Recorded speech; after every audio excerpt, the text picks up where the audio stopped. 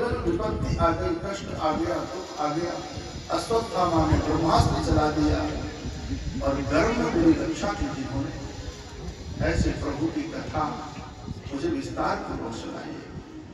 उन्होंने कौन कौन सी लीलाएं की,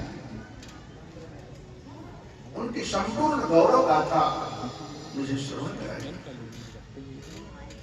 और श्री सुखदेव जी कहते हैं, राजन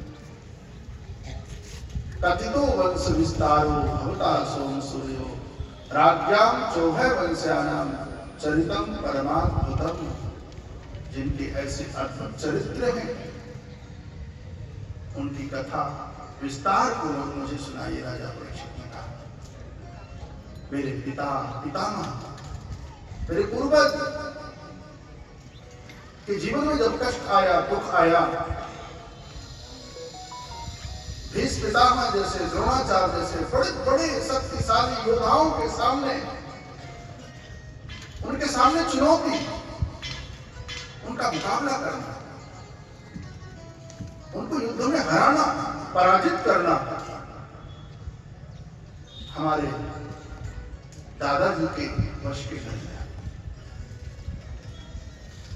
समुद्र जैसे कौरव, सागर, सैन्य, बल, ताकत, अथाह शक्ति, अथाह अस्त्र शस्त्र, अथाह योद्धा, उनके सामने हमारे दादाजी ने, पांडवों ने ऐसे पार कर लिया जैसे कोई गौ के घोर को पार कर लेता है, कौरव रूपी सागर को ऐसे पार कर लिया, सबको पराजित किया। इसलिए भगवान कथितो वंश विस्तारो भवता सोम सूर्यो राज्ञाम चौभय वंश्यानाम चरितम परमाद्भुतम। उनके जो अद्भुत चरित्र हैं कुछ नहीं। कृष्ण कथा कहते ही सुखदेव जी को समाधि भाव आ गया, समाधिस्थ हो गए, ऐसा संत कहते हैं।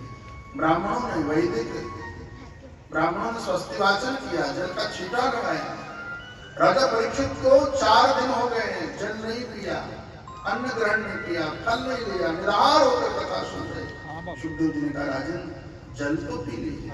तो नहीं भगवान, एक बार प्यास लगी और उस जीवन में जो प्यास लगी एक साधु का अपराध बन गया, एक संत का अपराध बन गया। अब वो पानी नहीं पीना, आपके श्रीमुख से जो अमृतमयी कथा निकल रही, अब तो मुझे उसी कथा का पान करना है, उसी से मेरे जीवन की प्यास बुझेगी।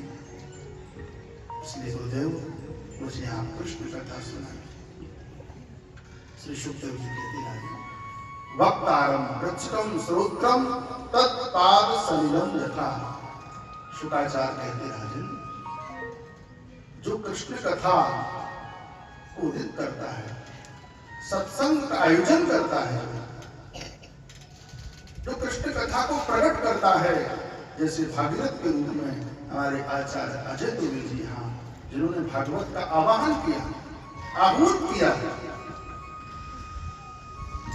इसलिए कृष्ण कथा का उदय वक्तारम प्रचकम श्रोत्रम, जो जिज्ञासु है, जो श्रोता है, श्रोत्रम, और जो वक्ता है, तीनों ही पवित्र होते हैं और तीनों को ही जो है ये कथा पवित्र करती है। वक्ता को, श्रोता को, प्रचकम, जिस कथा का आयोजक है, संयोजक है। जैसे चरणों तक भगवान का बनाया जाता है, चरणागत बनाया जाता, तैयार किया जाता है, जो चरणों तक बनाता है उसका भी कल्याण, जो वितरण करता है उसका भी कल्याण, और जो भगवान का चरणों तक पान करता है, तीनों ही पवित्र होते हैं। ऐसे भगवान की कथा है, तीनों को पवित्र करती है। और जब इस तरह के ऊपर सज्जनों, जब जब होई धर्म की हानि, बाढ़ी असुर अधम अभिमानी। इस धरा पर जब धर्म की हानि होने लगी, असुरों का प्रकोप बढ़ गया, आसुर वृत्तियां बढ़ गई, धर्म का संरक्षण संवर्धन, गुरुकुल विद्यालय, वेद पाठशालाएं, गौशालाएं,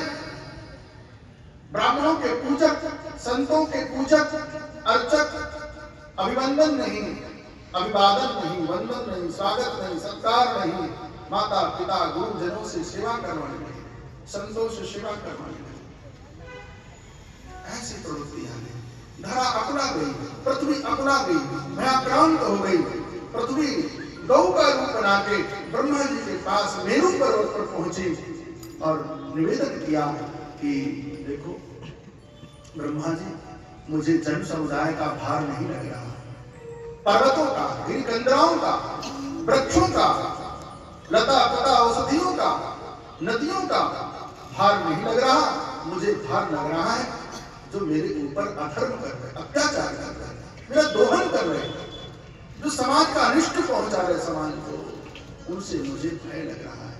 मैं भारभूत हो रही और कुछ दिन ऐसे ही रहा तो मैं रसातल को चली जाऊंगी। ब्रह्मा जी के पास देवता लोग सब लोग विचार करने लगे, चिंतन करने लगे कि अब क्या होगा, पृथ्वी का उद्धार कैसे होगा, पृथ्वी पर धर्म की स्थापना कैसे होगी। और तब कहते सब देवताओं ने प्रार्थना की, पुरुषोक्त से प्रार्थना की।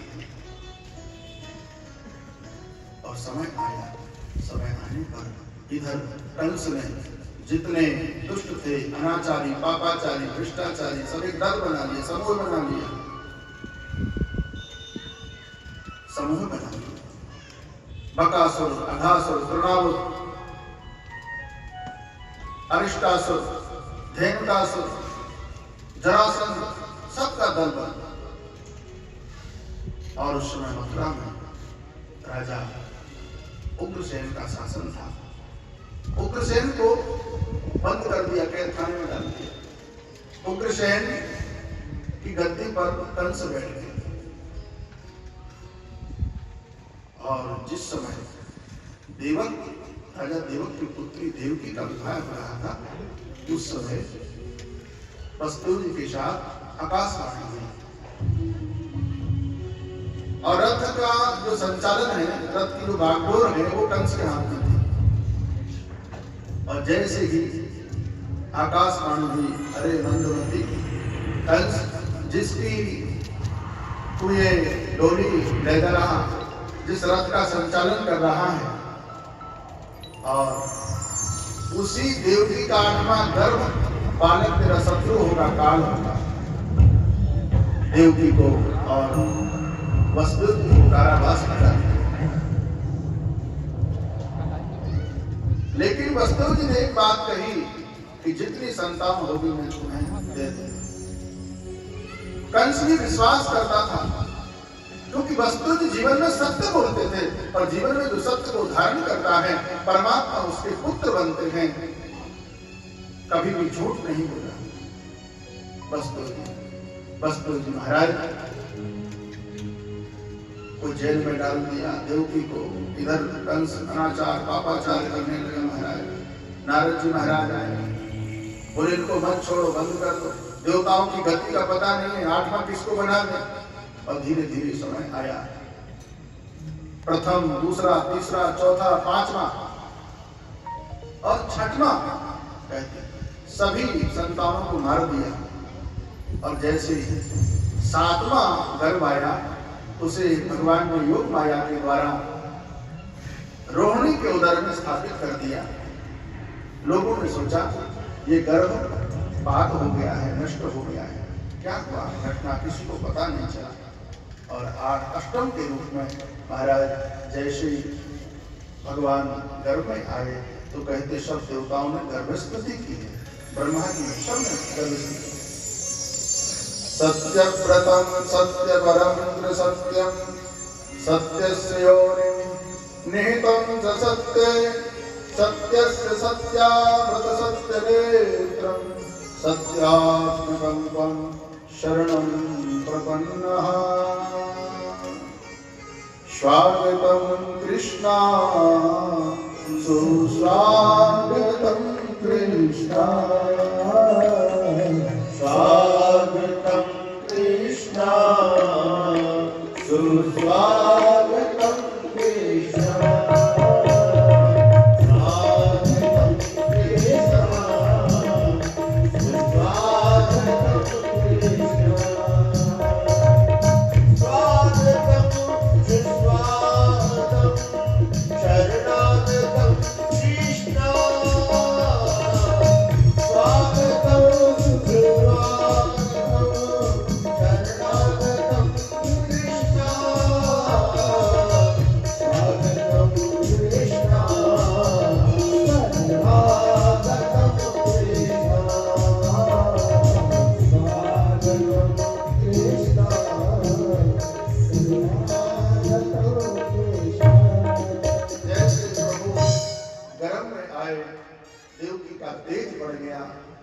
प्रकृति का वातावरण चारों तरफ सुंदर हो गया और सुंदर संदेश अग्नि दक्षिणावर्ती की ओर प्रवाहित होने लगी।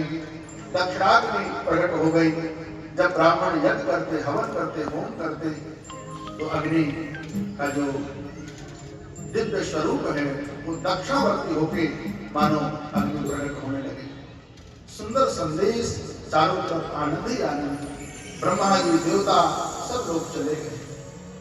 भगवान चतुर्भुज के रूप में प्रकट हुए। भगवान ने कहा, मुझे नंद बाबा के यहाँ छोड़ के आना और नन्ही जो बालिका है वहां जो जन्म लिया है वह बालिका आप यहाँ ले आना।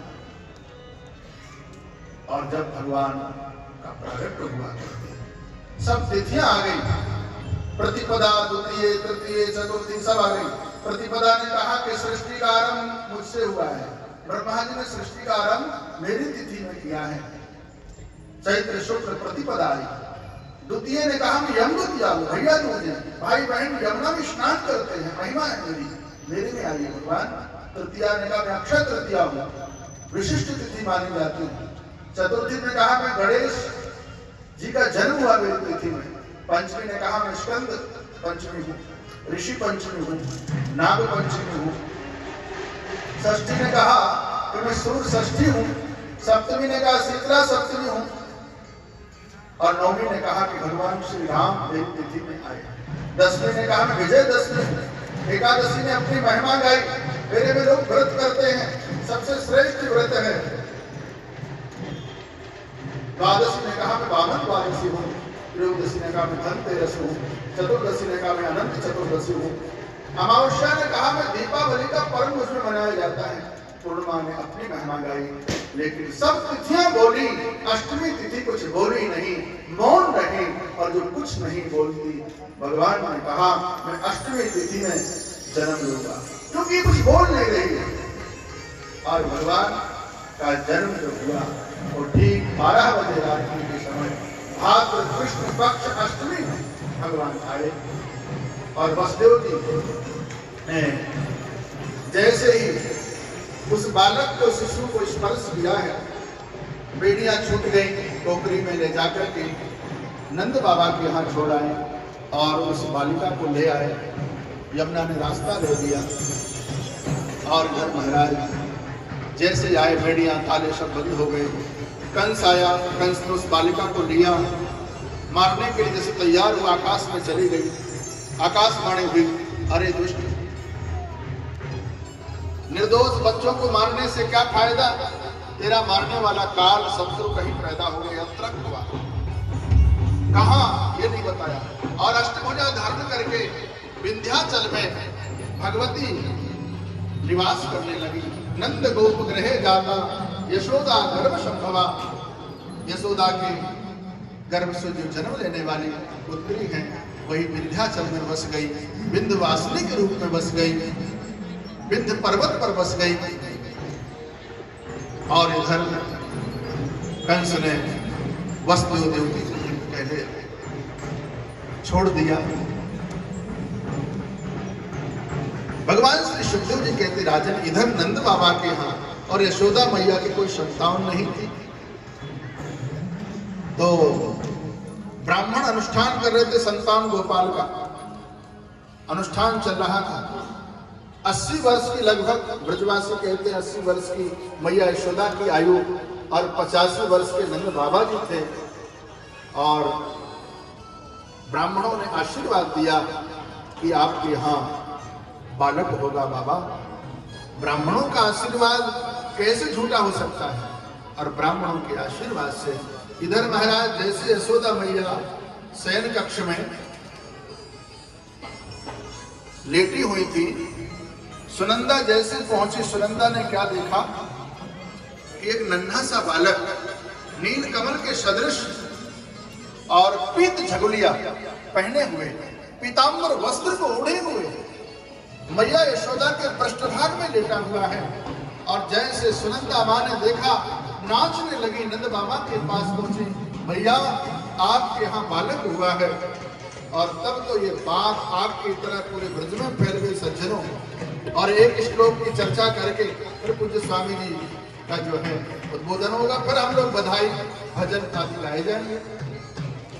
भगवान श्री सुखदेव जी कहते राजन, नंदस्त्वात्मज उत्पन्ने जाता ह्लादो महामना आहुय वेद वित्राण वेदज्ञा कृष्णाता सुचिर अलंकृता वाचयत्वा स्वस्तिरम जात गर्भास कार्यमास विधवत पितृदेवार्चनम तथा। भगवान सुखदेव जी कहते राजन, नंद बाबा के यहाँ आज भगवान नहीं है, नंद के घर आनंद है। आनंद ही जो उपनिषदों में जिनको आनंद कहा है, आनंदम लब्धा भवति, साक्षात आनंद के रूप में। और चारों तरफ उत्सव हुआ, लेकिन उत्सव से पहले परम पूज्य चरण स्वामी वीतराग श्रोत्रिय ब्रह्मनिष्ठ परमहंस अवधूत परम साधक त्याग तपस्या समर्पण की साक्षात प्रतिमूर्ति परम वंदनीय श्री 1008 महामंडलेश्वर स्वामी ईश्वरानंद गुरु जी महाराज का परम पावन शुभ आशीर्वाद आप सबके लिए।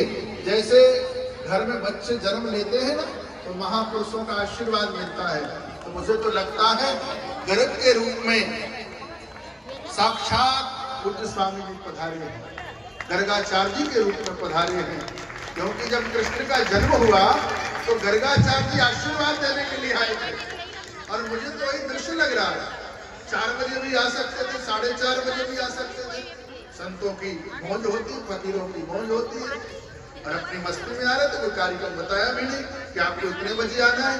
संतों की अपनी मौज होती, जब आना हुआ तो महाराज 5 बजे तक कार्यक्रम चलता है। अजय देवी जी ने यही संदेश दिया होगा, मेरा मानना ऐसा है। तो मुझे लगता है गर्गाचार्य जी के रूप में आज पूज्य स्वामी जी आए हैं, और नंद बाबा को, नंदरानी यशोदा को, और हमारी जितनी मैया यशोदा यहाँ बैठी हैं, सबको मंगल में अपना आशीर्वाद, अपने आशीर्वाद वचन प्रदान करें। पूज्य स्वामी जी महाराज।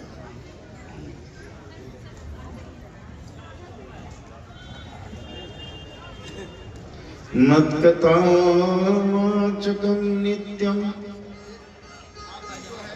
आराम से आके झांकी ले आओ, शांत रहेंगे, आवाज नहीं करेगा कोई। बाजे वाले लोग चुप रहे, अभी चुप रहो भैया, बाजे बाद में ढाई होगी तब।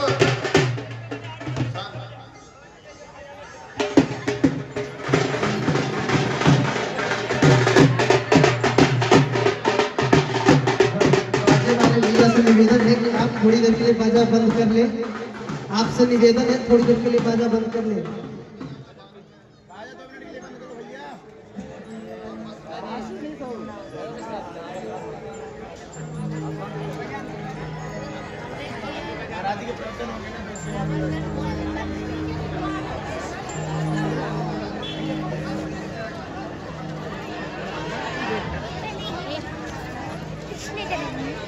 ये बाहर बन इधर गया इधर टॉफी करनी है, उधर क्या होगा, उधर तो टॉफी बांटे नहीं, इधर बांटे नहीं, उधर जो दूसरा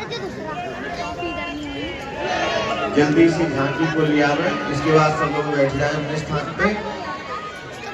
पीछे बेटा पीछे।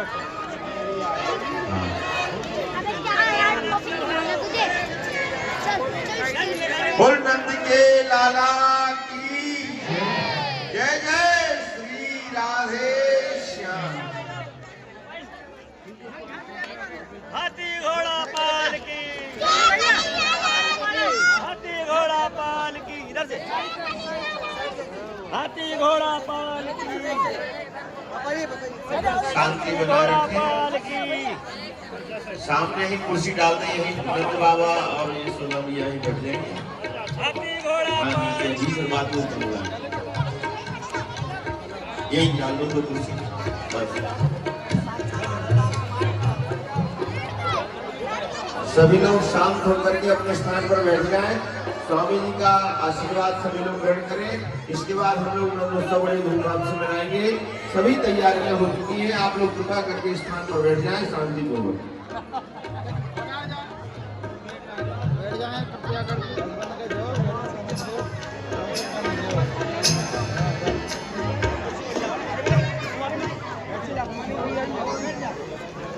मत्कथावाचकं नित्यं मत्कथा श्रवणे रतं मत्कथा प्रीतमनसा नाहं त्यक्ष्यामि तं नरा। कृष्ण कन्हैया लाल की, एक बार जय करा। कृष्ण कन्हैया लाल की जय। भगवान कृष्ण का जन्मदिन है, इसमें कोई भी अपना उपवास न रखे जयकारा करने का। कृष्ण कन्हैया लाल की जय। अनंत ब्रह्मांड नायक पर ब्रह्म परमात्मा आद्य शक्ति मां जगत जननी मंचासीन व्यास स्वरूप महामंडलेश्वर विश्वेश्वरानंद जी महाराज हमारे मध्य में, तपन जी भाई साहब, नरेंद्र माठ साहब, विजय पाल जी, स्वामी रामानंद जी महाराज, विकास जी, लक्ष्य भैया, पीयूष भैया हमारे मध्य में हैं, गोपाल प्रसाद जी, और आपके इसी क्षेत्र के ललिता आश्रम के भगीरथ ने एक गंगा लेकर आए। ललिता आश्रम में 108, 121 गंगा लाने वाले अजय दुबे जी, सभी मेरे माता पिता बहन भाई, बड़ा अद्भुत भगवान कृष्ण का जन्म महोत्सव का दिन, यही मैं समझता हूं। वो आ गया और मैं आ गई। प्रकृति और पुरुष हम भी सभी आ गई है, कोई भी आ गया नहीं। श्रीमद् भागवत स्वयं तव कथामृतम तप्त जीवनम कवि विरिंडितम कल्मषापहम श्रवण मंगलम। ये कथा सुनने वाला जो भागवत का ही अर्थ देखे, भा का मतलब होता है सुनने वाला, भागवत जो करने वाला, कराने वाला और श्रवण करने वाला, तीनों के भाग्य को परिवर्तन कर दे, ये पहला अक्षर भा का होता है। ग का मतलब परमात्मा के चरणों में गणित ज्ञान न लगे। तमेव गच्छं शरणं सर्वभावेन भारत। शरण गए प्रभु ताहु न त्यागा। हम लोग किसी भी प्रकार का गणित ज्ञान न रख के 10 मिनट भजन करते हैं और 23 घंटे 50 मिनट किए हुए पापों का फल नहीं मांगते हैं। 10 मिनट माला भजन का फल परमात्मा से मांगते हैं। इसलिए ईश्वर के चरणों में गणित ज्ञान न रखें। समर्पण करहु तिनकी सदा रखवाली। इसलिए भाग व का मतलब विषमता ही नहीं, समत्वम योग उच्यते। समम सर्वेषु भूतेषु सिया राम मैं सब जग जानी, करहो प्रणाम जोरी जुग पानी। हरि व्यापक सर्वत्र समाना। ये दृष्टि जब आपके अंदर आ जाए, संसार में अनेक प्रकार की दूषित दृष्टि होने के कारण समानता ही नहीं, विषमता के कारण विष रूपी संसार को हम लोग पीने के लिए मजबूर रहते हैं। इसलिए ईश्वर के चरणों में विषमता नहीं, वह का मतलब समानता है। विष्णुमय जगत वैष्णवान, जो वैष्णव का धर्म है, विष्णुमय जग ईश्वर के प्रति भाव रखे। ये व का अर्थ और त का मतलब होता है जिसने भागवत करी है, सुनी है और करवाई है, उसने अपने एक नहीं लाखों पीढ़ियों को तार दिया। ये भागवत का मूल अर्थ है। उस परात्पर परमात्मा के चरणों में समर्पण और आज 121 कथाओं का पठन पाठन मनन, और एक मैं समझता हूं आप लोग यहां बैठे हैं, हमारे और आपके पूर्वज स्वर्ग में संवाद कर रहे होंगे। चाहे हमारे व्यास स्वरूपा विश्वेश्वरानंद जी महाराज से लेकर अंतिम पंक्ति में बैठे हुए व्यक्ति, हमारे जितने भी पूर्वज नरक में भी हो, वो सारे के सारे स्वर्ग में बैठकर ताली बजाकर स्वर्ग के देवता भी उनके ऊपर पुष्प वर्षा कर रहे हैं। क्यों? कि हम लोग यहाँ भगवान के चरणों में हैं। ईश्वर के आश्रय प्राप्त करते ममोंशो जीवलोके जीवभूत सनातना, परमात्मा का आश्रय अपनी अनुभूति और आनंद उस परात्पर परमात्मा के चरणों में प्राप्त होता है। श्रोताओं, पद पैसा प्रतिष्ठा आपके जीवन में परम पद दे न दे ये संदेह है, लेकिन ऐसा समय निकालकर श्री नारायण की कथा का श्रवण करना यही परम पद प्राप्त करने का साधन और यही पैसा और यही पद है। हम लोग वही उस परमात्मा को प्राप्त करने का सहज साधन। रामायण में परमात्मा यही कहते हैं कि प्रथम भक्ति संतन कर संगा, दूसरी भक्ति मम कथा प्रसंगा। ईश्वर कहते हैं कि मुझे प्राप्त करने का एक ही स्थान है, नाम असामी वैकुंठे नाम योगिनाम हृदय मद भक्त यत्र गायम कि तत्र तिष्ठमि नारद। परमात्मा ने कहा कि अपना एड्रेस कोई 12 ज्योतिर्लिंग 52 शक्तिपीठ सप्तपुरिया चारों धाम ये नहीं बताया। परमात्मा ने अपने मिलने का स्थान अगर कोई है तो ये भागवत कथा का पांडाल परमात्मा ने कहा कि मैं वहीं प्राप्त हो सकता हूँ। वही परमात्मा को प्राप्त करने का सहज साधन साधन धाम मोक्ष कर द्वारा जप तप यज्ञ हवन ये हमारे हाथ से न होकर जिन हरि कथा सुनी नहीं काना, परमात्मा के चरित्र का श्रवण ही ये सर्वश्रेष्ठ साधना और परमात्मा को प्राप्त करने का साधन श्रीमद् भागवत कथा है। आपके मध्य में ज्यादा कुछ न बैठकर स्वामी श्री महाराज सुखदेव स्वरूपा महाराज श्री के कथा रूपी अमृत के वचनों के साथ में भगीरथ स्वरूपा अजय दुबे जी, उनके परिवार, हमारे सभी ब्रह्मरुंद जो भागवत का वाचन कर रहे हैं, सभी को बधाई देते हुए आपके कल्याण की कामना करता हूं। परात्पर परमात्मा आपके ऊपर आशीर्वाद बरसाए। और मैं दुबे जी से कहूंगा, ये जो आपने बीज रखा है ये खाली ललिता आश्रम तक सीमित न रहे, पूरे होशंगा नर्मदापुरम के हर एक कोने में 108 कथाओं का हर वर्ष ऐसा पठन पाठन मनन, क्योंकि सनातन धर्म का साधना का सहज स्थान साधारण जीव को परम अमृत प्राप्त करने का सहज स्थान एक कथा रूपी अमृत है। इस कथा रूपी अमृत का पान सभी साधारण जीवात्मा को कराते रहे। कोई यज्ञ जब तक न हो, ये सभी सबसे बड़ी निधि आत्मरूपी ग्रह में प्राप्त करने का सबसे बड़ा साधन श्रीमद् भागवत ग्रंथ के माध्यम से हम लोग करते हैं।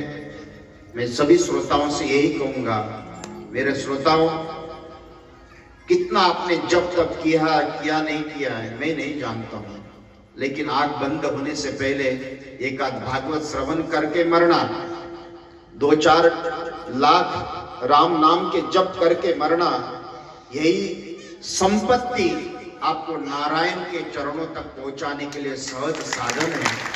यही इस परमात्मा को प्राप्त करने का सहज साधना है। ये सभी ग्रस्त जीव जिन्होंने अपने माता पिता पूर्वजों के उद्धार के लिए अष्टोत्तर से भागवत कथा का वाचन आपने करवाया है, ये तवा जहां गया श्राद्ध सदा नीचे, अनेकों श्राद्ध करो और एक श्रीमद् भागवत करवाओ। ये अपने जीवन में पूर्वजों के उद्धार के लिए सहज साधन है। मैं सभी श्रोताओं को बहुत बहुत बधाई देता हूँ। हमारी अजय दुबे जी के माध्यम से आपको प्रेरित होकर अपने पितरों को परम पद देने का सहज स्थान उस परमात्मा ने आपको प्रेरणा दी है, ईश्वर ने आपको करवाया है। ये निश्चित रूप से आपके जीवन में अमृत के समान है। बधाई देते हुए स्वामी श्री जी महाराज, हमारे महामंडलेश्वर जी, विश्वेश्वरानंद जी महाराज को बहुत बहुत बधाई देता हूँ। आपके वाणी के द्वारा सभी को उस गंगा में स्नान करने से हमारी पवित्रता हो चाहे न हो, लेकिन इस गंगा में स्नान करने वाले सभी जीवात्मा पवित्र होंगे, ये निश्चित रूप से शाश्वत सत्य है। और परमात्मा के प्रति प्रेम का प्राकट्य और उसी गोपी स्वरूपा गोपी भाव के साथ हम लोग आए नहीं, हम लोग आई हैं, क्योंकि पुरुष तो एक ही है, हम प्रकृति हैं। उस प्रकृति को उस पुरुष के साथ जोड़ने का हम लोग अपने आप उस परात्पर परमात्मा ने हमको संसार रूपी विष से निकालकर परमार्थ रूपी कथा रूपी अमृत में नाना प्रकार का आनंद अनुभूति परमानंद पारमेष्टि आनंद को प्राप्त कराने का कार्य विश्वेश्वरानंद जी महाराज ने करवाया। सभी को बधाई देते हुए मुझे आपको बुलाया, आपने सभी ने मुझे यहाँ बुलाया, बड़ा अपने आप को सौभाग्यशाली समझता हूँ। ईश्वर ऐसे आपके हाथ में यश कीर्ति सफलता संपन्नता समृद्धि मेरे नारायण आपको प्रदान करा दे।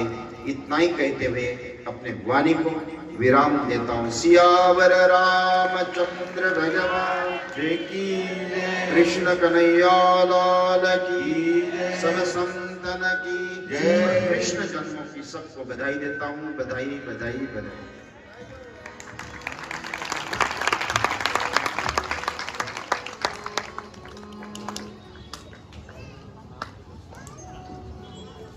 स्वामी जी के श्री चरणों में अति विनम्रता पूर्वक निवेदन है। व्यास जी महाराज के मुखारविंद से तो हम खूब मंगल में बधाई सुनेंगे। हमारे बनारस से पधारे सभी संगीताचार्य भी खूब मंगल में बधाई गाएंगे। पर हम लोगों ने महाराज जी 182 दिन 182 परिक्रमा वासियों ने मां नर्मदा की परिक्रमा करते हुए परम पूज्य स्वामी जी में हमने अपने माता पिता पूरे परिवार का दर्शन किया। आज भी मैं वो दृश्य नहीं भूलता जब मकर संक्रांति का हमने प्रातः काल 5 बजे स्नान किया। स्वामी जी ने जो दिव्य प्रसादी अपने हाथ से हम सभी परिक्रमावासियों को खवाई, वो महाराज इस जीवन में तो विस्मरण होगी नहीं, अनेकानेक जीवनों में भी विस्मरण नहीं होगी। और स्वामी जी का एक भजन है, जब भी कोई भजन सुनते हैं तो वो तत्क्षण कान में सुनाता है। कृष्ण जी अगर देखते हैं तो स्वामी जी का वो भजन याद आता है।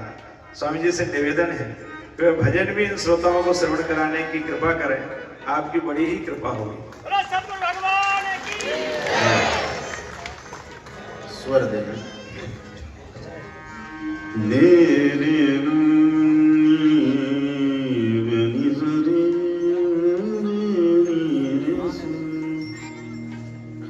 निजरे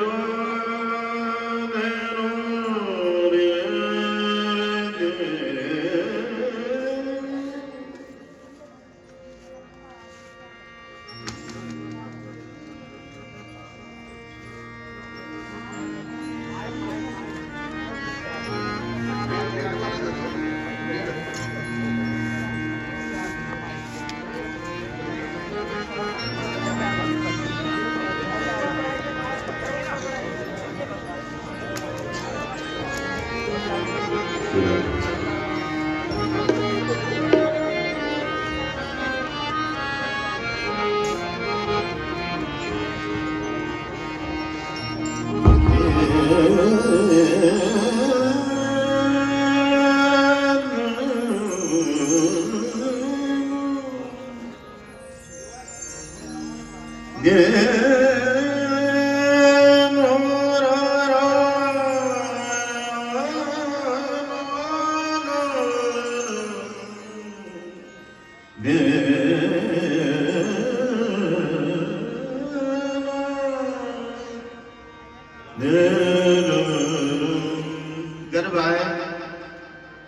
गायनम वादनम तथा नृत्यम एतम संगीतम एतम भक्तिरुच्यते। काना रे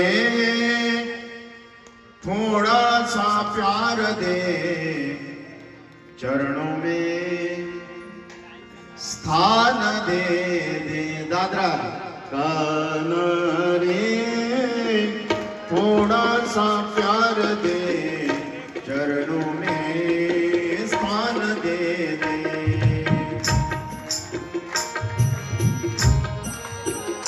सभी ताली बजाए।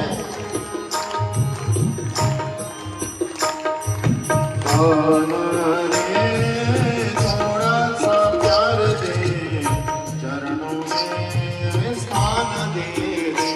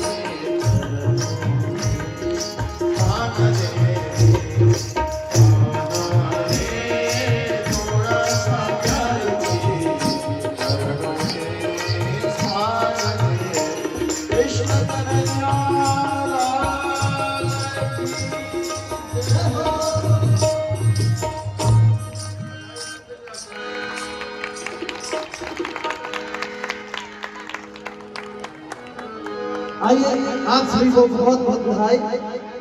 और सभी झूम करके गा करके और कहेंगे क्या, 100 बार बधाई लो, बधाई हो। सभी मिलके क्या बोलेंगे, बधाई हो। 100 बार बधाई लोगो तो लाखों लाख बधाई। कि नंद जी के अंगना में बजरैया के बधाई, नंद जी के अंगना में बजरैया के बधाई। 100 बार बधाई लोगो, 100 बार बधाई लोगो, लाख लाख बधाई। कि नंद जी के, नंद जी के, नंद जी के अंगना में बजरैया के बधाई, नंद जी के अंगना में बजरैया के बधाई। जय हो।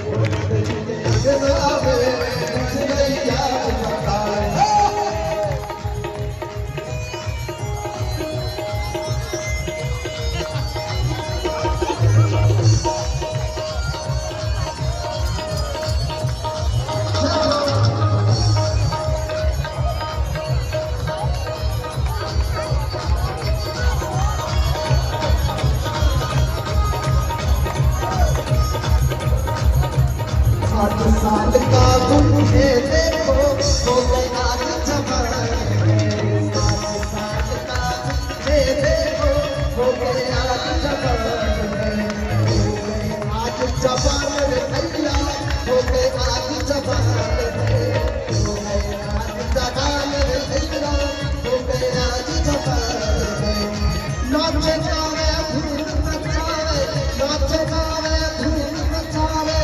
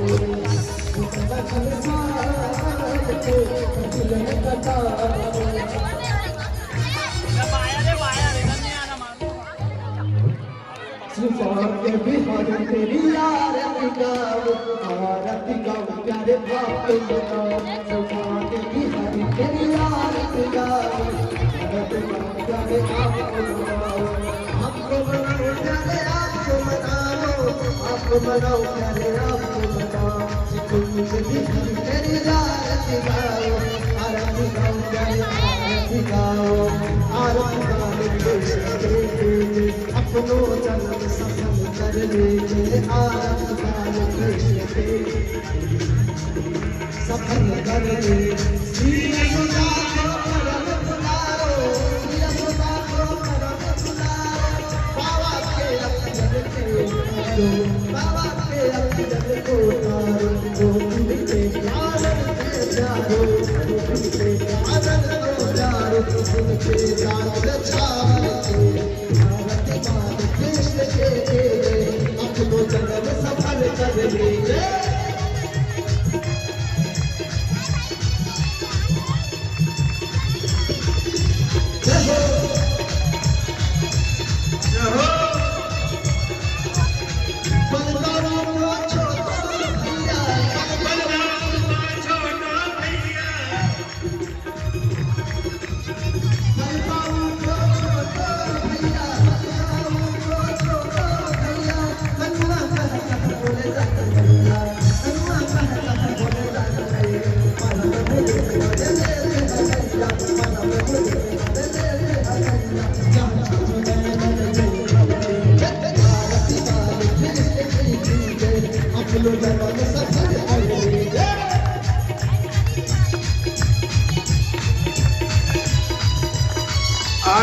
आरती के जो यजमान है वो क्रम से आते जाए। आज की आरती के जो यजमान है वे भी क्रम से आते जाए और आरती करें। श्री जितेंद्र तिवारी जी, रामस्वरूप शर्मा जी, यशवर्धन चौहान जी, उर्वशी तोमर जी, श्याम मालवी जी, कमलेश मालवी जी, माला मालवी जी, सुधा दुबे जी, अजय मिश्रा जी, राकेश अग्रवाल जी, अजय गर्वी जी, आनंद शंकर शुक्ला जी, सुना शर्मा जी, यशवंत गौर जी, मधुसूदन गौर जी, श्री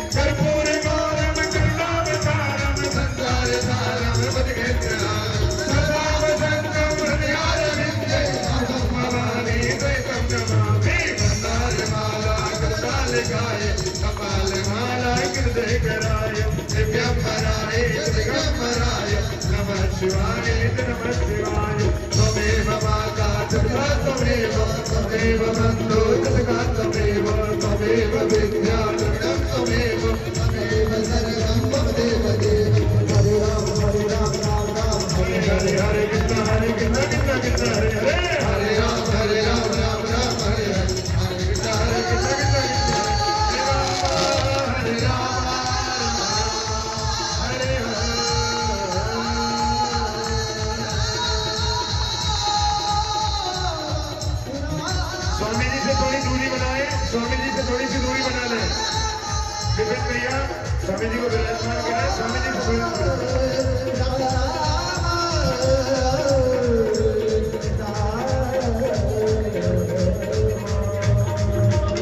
आरती करते हुए सभी क्रम से नीचे जाते जाएं।